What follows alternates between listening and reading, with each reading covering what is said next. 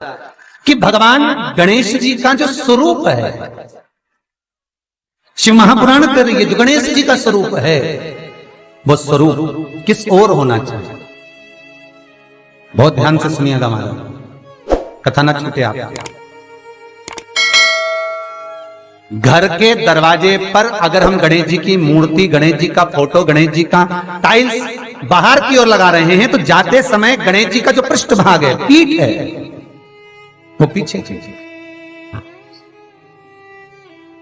एक शिव महापुराण में आपको पहले एक प्रसंग सुनाया है, सभी लोगों को ज्ञात होगा कि भगवान के सम्मुख में धर्म है और भगवान के पीछे अधर्म का निवास। महाराज, ये दुनिया के लोग जो भगवान की परिक्रमा करते हैं ना, जितने भी लोग भगवान का परिक्रमा करने जाते हैं, मंदिर जाते हैं, परिक्रमा करते हैं, ये लोग मंदिर में जाकर जब पीछे प्रणाम करते हैं तो कभी मौका मिले तो एक बार इनसे पूछना जरूर कि भैया आपने कोई शास्त्र, आपने कोई पुराण कभी पढ़ा है, आपने शास्त्र पुराण का स्मरण किया है? हमारा कोई शास्त्र, कोई पुराण, कोई वेद यह वर्णन नहीं करता कि मंदिर के पीछे हम प्रणाम करें, हम मंदिर के पीछे नमन करें, हमारा शास्त्र वेद वर्णन नहीं करता। और देखे तो लक्ष्मी ने कहा, प्रभु जब गणेश जी के सम्मुख में रिद्धि सिद्धि, श्री, तुष्टि, पुष्टि, शुभ लाभ, सारे धन देने वाले, संपदा देने वाले जब गणेश जी के अग्रण्य रहेंगे तो पीछे बिठाने में क्या दिक्कत है, आप वर दे दो। भगवान विष्णु ने तथास्तु कह दिया, दरिद्रता दुख तुम्हें वर देता हूं कि तुम गणेश जी के पृष्ठभाग में विराजमान होगे। इसलिए निवेदन है, मंदिर में नहीं, घर के अंदर, घर में जहां सबसे आगे फ्रंट में गणेश जी की टाइल्स, गणेश जी की मूर्ति, गणेश जी का फोटो प्रथम भाग में बिल्कुल बाहर फ्रंट में घर के दरवाजे के नहीं लगाने। क्यों? जब जाओगे तो पृष्ठभाग गणेश जी का तुम्हारे जाते समय पड़ेगा। जीवन में दुख, तकलीफ, कष्ट आते ही रहेंगे। जीवन में कभी भी आप करोगे बहुत कुछ, फैक्ट्रियां भी खोल सकते हो, दुकान भी खोल सकते हो, कार्य भी बड़ा कर सकते हो, पर सफलता नहीं मिल सकती, सफलता नहीं। और यदि आपके घर में पहले से टाइल्स लगी है, मूर्ति लगी है गणेश जी की, हटा नहीं सकते, तो निवेदन है, एक फोटो गणेश जी का जब बाहर निकलो तो अपने, जब उधर फोटो लगाए तो एक फोटो बाहर जाते समय अंदर की ओर मुख करके लगा दीजिए, उससे वो दोष समाप्त हो जाता है। महाराज,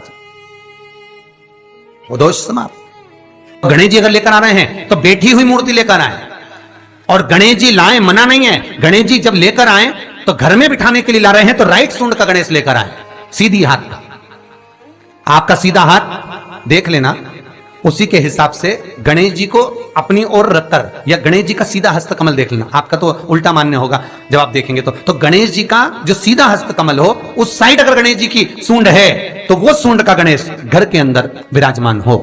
उल्टी सूंड का गणेश, लेफ्ट सूंड का गणेश, ये गणेश व्यापार, व्यवसाय, फैक्ट्री, दुकान, बिजनेस, ऑफिस जगह पर विराजमान हो।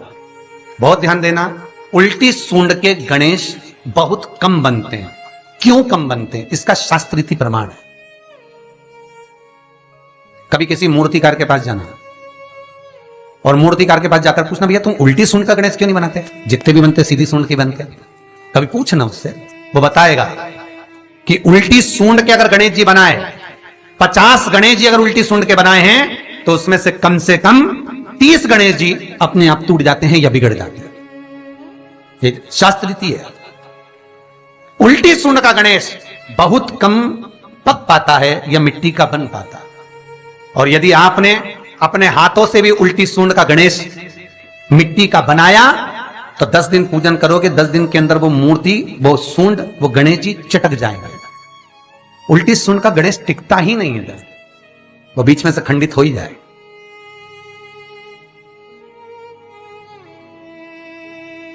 वो तो स्वयं गणेश जी कृपा करें, स्वयं विनायक कृपा करें और उल्टी सूंड के गणेश जी अपने को मिल जाएं और वो गणेश जी हमारे घर में आ जाएं तो वो फिर नहीं चलता। सीधी सूंड के गणेश जी को मनाने के लिए महाराज मंत्र की 50 माला करना पड़ती है, तो समझ लो सीधी उल्टी सूंड के गणेश जी को मनाने के लिए मात्र 5 माला में भगवान गणेश प्रसन्न हो जाते हैं। अर्थात उल्टी सूंड का गणेश शीघ्र प्रसन्न होता है।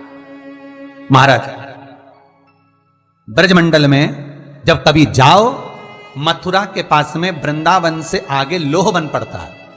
कौन सा वन है? लोहवन। वृंदावन से कुछ थोड़ी दूरी पर लोहवन है। उस लोहवन में जाना, जैसे निकुंज वन में गए, भांडेर वन में गए, आप लोग कई बार दर्शन करने गए होंगे, तो लोहवन में जाना और लोहवन में जाकर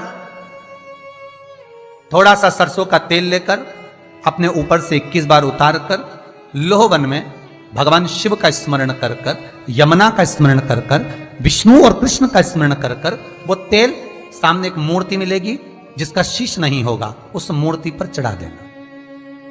इसका भी चरित्र शिव महापुराण में आता है महाराज, इसका भी व्याख्यान आता है उस मूर्ति का है। लोहवन ब्रजमंडल में लोहवन का व्याख्यान स्कंद पुराण में भी है। आप मेहनत कर रहे हो, फल नहीं मिल रहा, आप दुकान खोल रहे हो, चल नहीं रही है, आपका चित्तवृत्ति, आपके जीवन में सफलता आ ही नहीं रही, तो कहीं मत जाइए। आपके जीवन में 25 बार अंगूठी बदल के देख लिया, कभी पुखराज पहन लेते, कभी मोती पहन लेते, कभी नीलम पहन लेते, कभी कोई महाराज ने कहा तो ये कर लिया, कभी कोई महाराज बोला तो ये कर लिया, फल नहीं मिले, कहीं मत जाओ, कुछ मत पहनो, उसकी शरण में जाओ, उसकी शरण। लोहवन पहुंच जाओ, वृंदावन से 4-5 किलोमीटर की दूरी। रिक्शे वाले से बोलो कि वो लेके जाएगा, 5 रुपए लेता है।